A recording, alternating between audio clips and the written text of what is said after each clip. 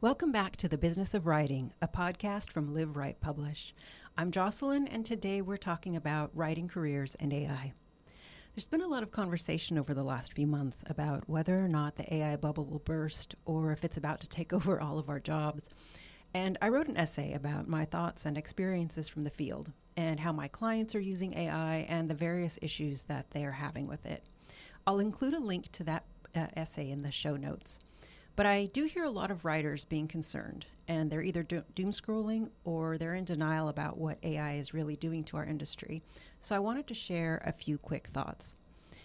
First, we're going to talk a little bit about how I've used AI in my workflow and how that has changed over the last year, and also where I think we're going with it in the future. Of course, these are just my opinions and my observations based on being a professional working freelance writer working out there right now. So let's get started. First, I want to start with just a little bit of background so that you have some context about where I'm coming from with this. In early 2025, I started to learn how to build custom GPTs. I was an early adopter with large language models, and I started using them probably around 2024. And so last year, I was building custom GPTs, and I had a really good time playing with them as productivity tools. They weren't doing my writing for me, but I was really having a good time with them as far as my workflow goes, because I was able to build a Notion workflow, which many people did, and it helped me manage my client projects, book editing deadlines. It was really great at keeping me on task. I tend to be a person who is like, shiny thing syndrome, where I just want to chase all these different, little projects and things. But it really helped me get a handle on that and streamline my workflow. I ended up getting an advanced prompting certificate from a university, and I started showing my clients how to create better prompts and get better outputs from their content. So I created a daily accountability workflow, and that helped me launch 2 new brands from scratch.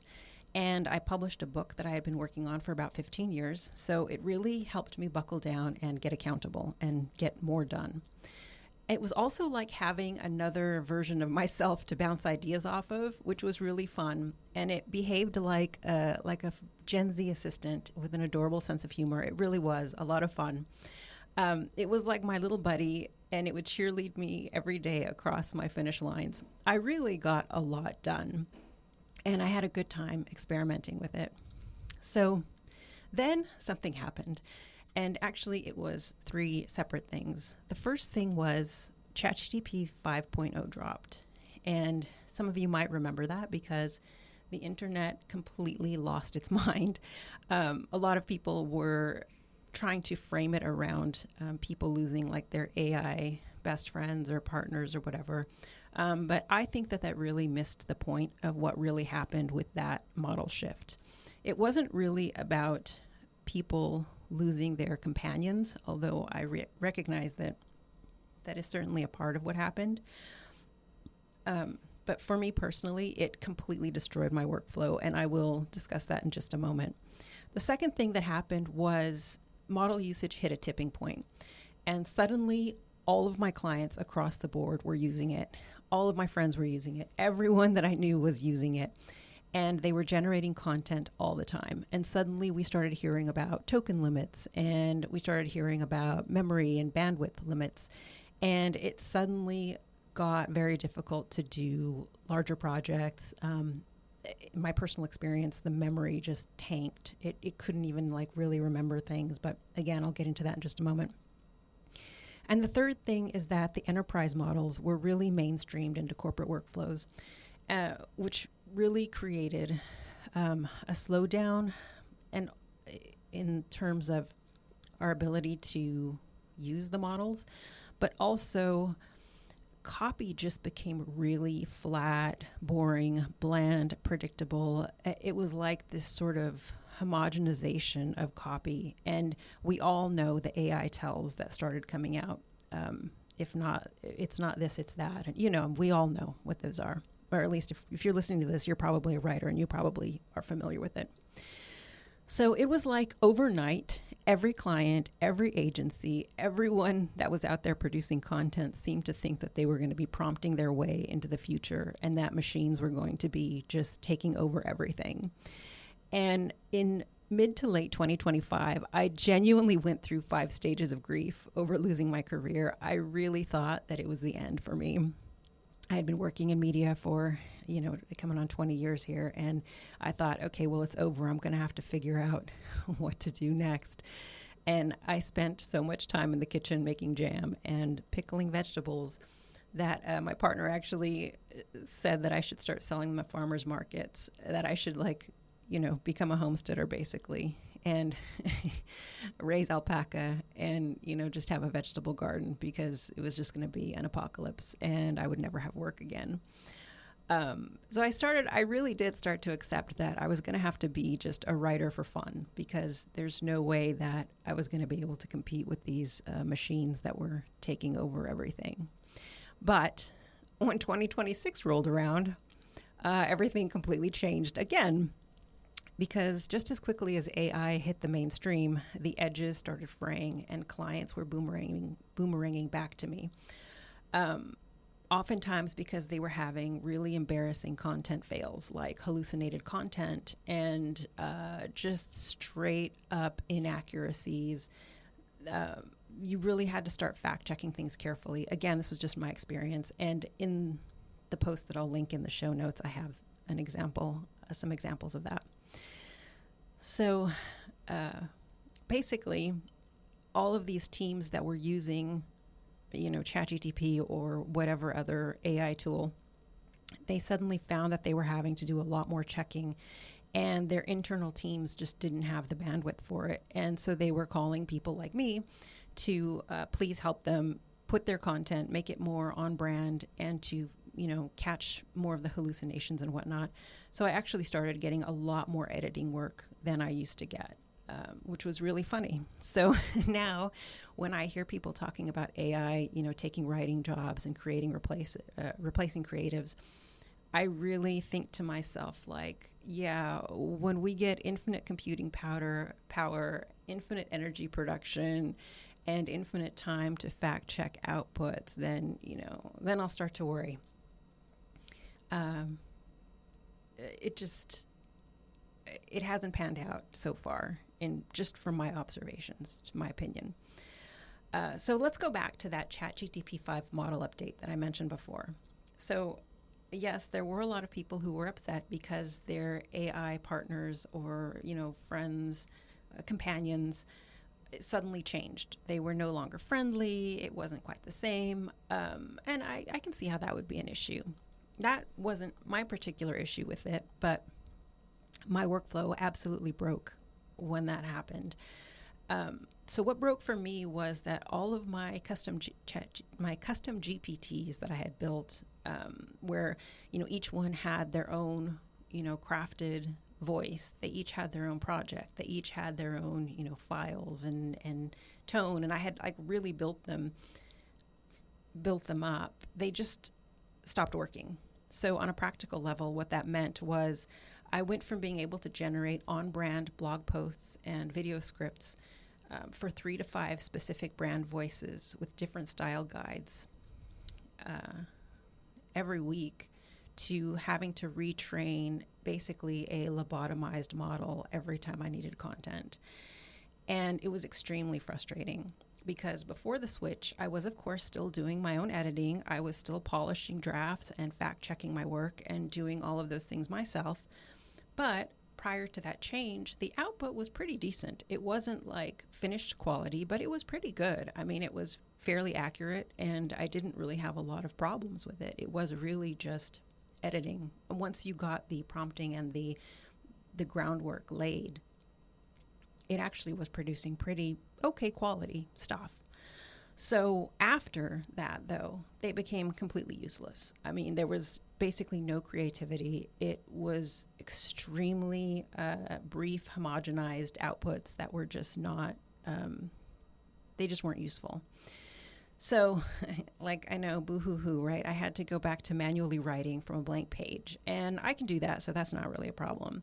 But the problem came in because overnight I went from being able to produce 8 to 10 pieces of unique content per week to being able to produce maybe 3 or 4.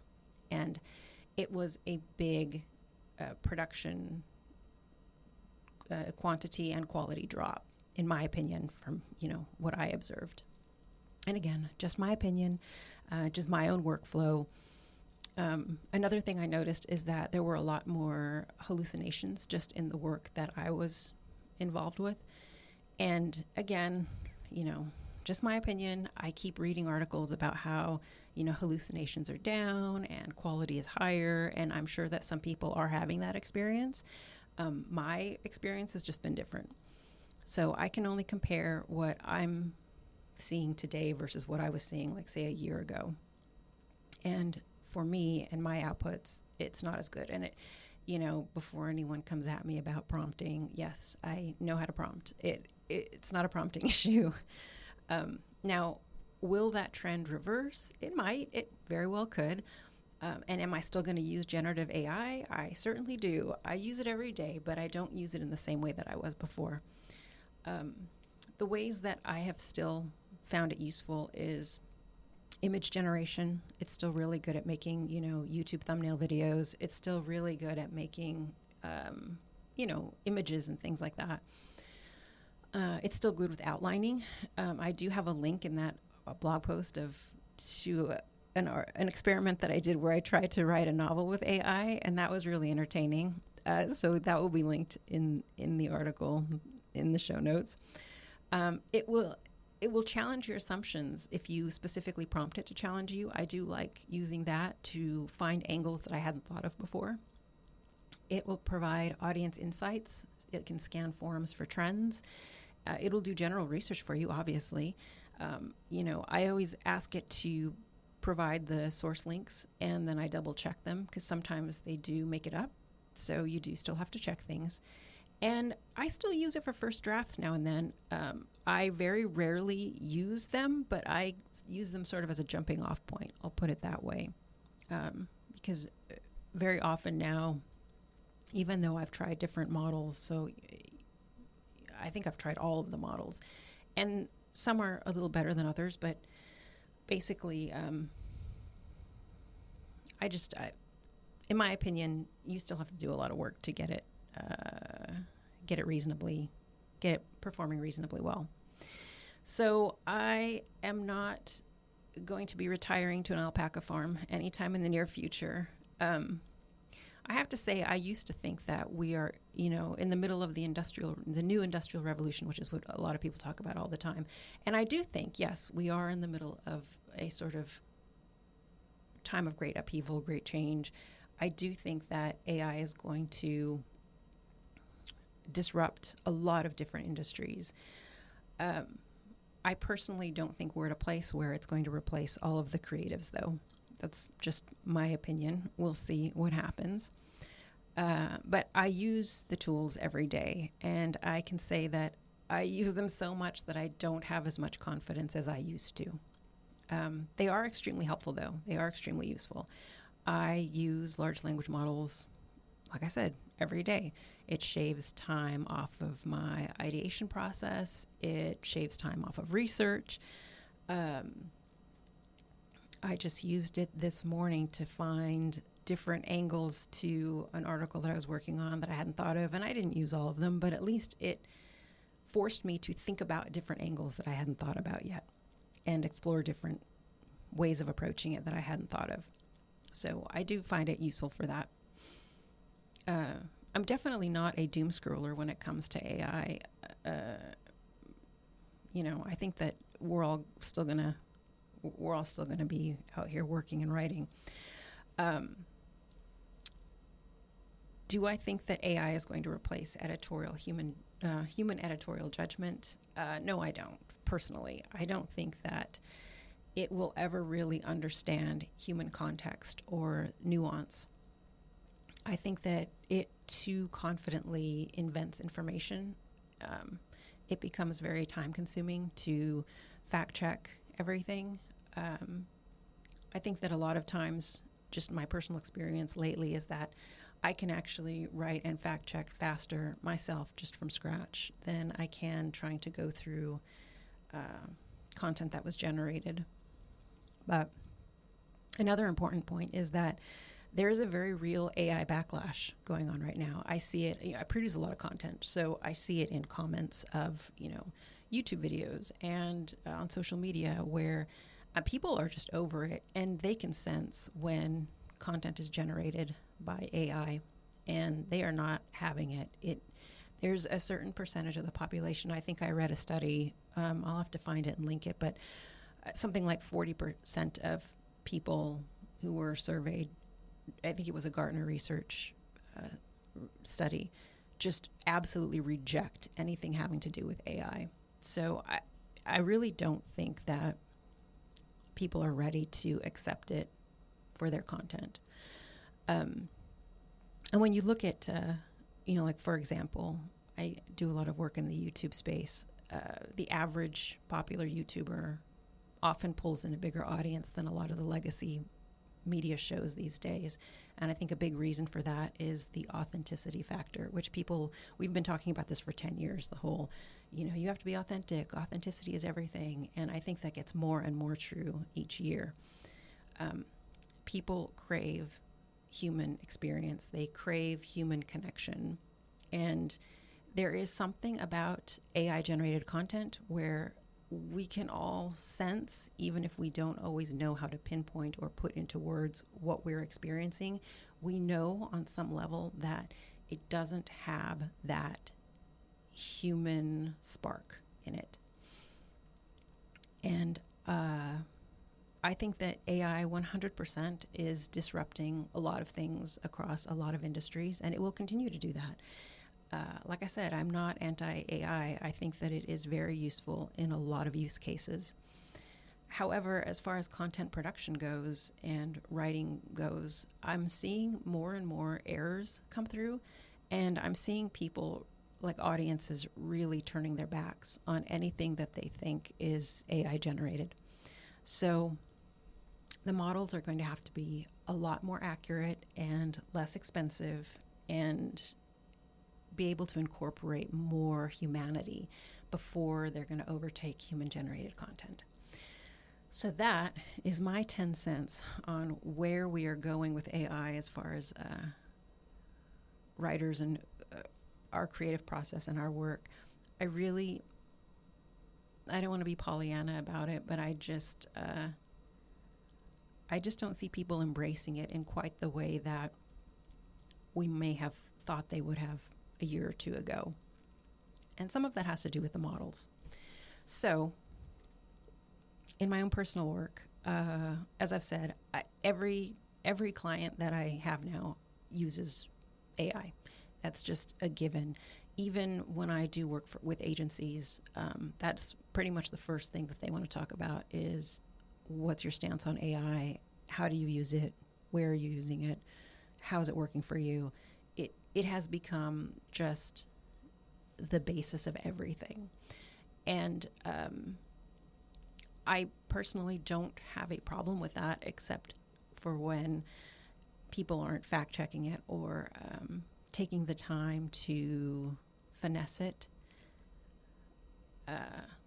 because you do still have to work with it. You can't just take it at its word and, send that out to clients or what have you.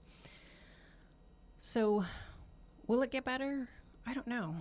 But I definitely think that we will still have jobs as writers and editors.